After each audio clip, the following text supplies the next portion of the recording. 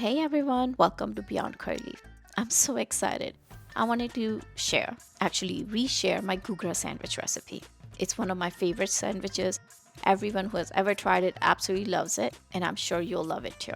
You can make this vegetarian or non-vegetarian by using eggs. We will start with my basic cilantro chutney. I have posted a video on how to make that if you don't make it or want to just see how I do it. It's on YouTube. Link will be in the description box. I take the basic chutney and then I add some ingredients like black salt, red pepper, black pepper, and I spruce it up. Additionally, the chutney needs to be thick. So if your chutney is thin in consistency, then use dalia or dalia powder to thicken it.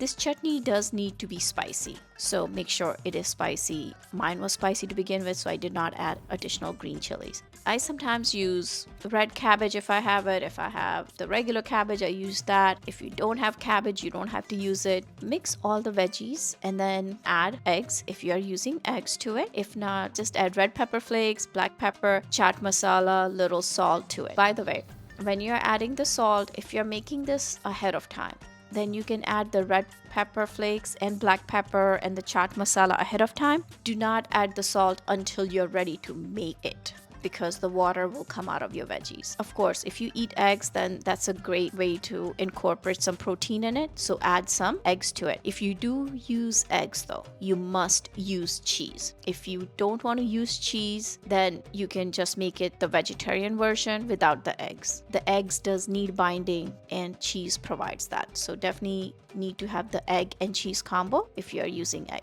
We are gonna take 3 slices of bread, gonna butter it up, and then don't put the chutney on all 3 at the same time. Follow what I am doing, otherwise it tends to get soggy.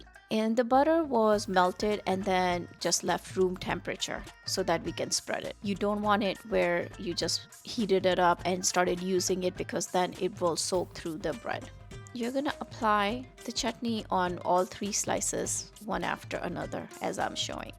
The order that I'm doing matters, because sometimes I do stuff differently and then it just falls apart because it gets too soggy and stuff. Usually in the traditional Ghughra sandwich is mainly bell pepper and onions, but I like the crunch from the cabbage, so I always use it, and everybody I have served it to loves that combination too. So it is a little different than the traditional Ghughra sandwich you'll find in India, but it tastes great, so give it a try.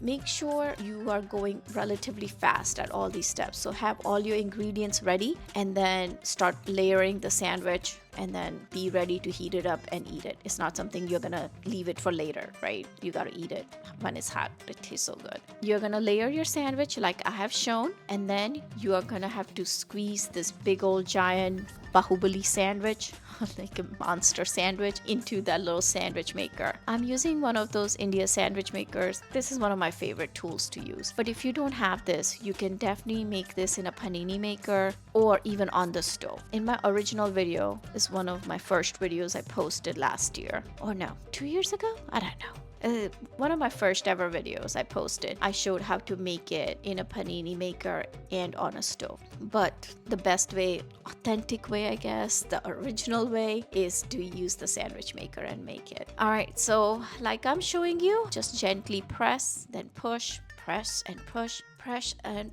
press, press and push in it.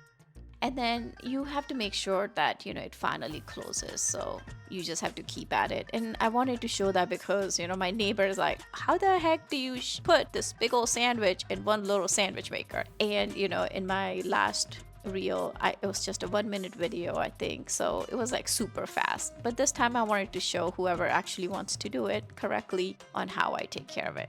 Make sure you're not using too much butter, because then the sandwich will be soggy. And on my stove, I cannot rest it on the stove itself. It burns very quickly, so you will have to check the temperature of your stove and see if it can rest on the stove itself, or you will have to hold it a little bit higher up.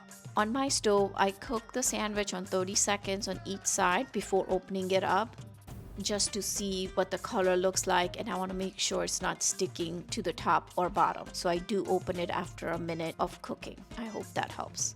I hope you all will enjoy this recipe. Give it a try. I know it's my favorite, my neighbor's favorite, my friend's favorite, and I'm sure it will be your favorite too. Try it once and you'll be making it again and again, and you will thank me for the recipe. All right, take care. Until next time. Bye.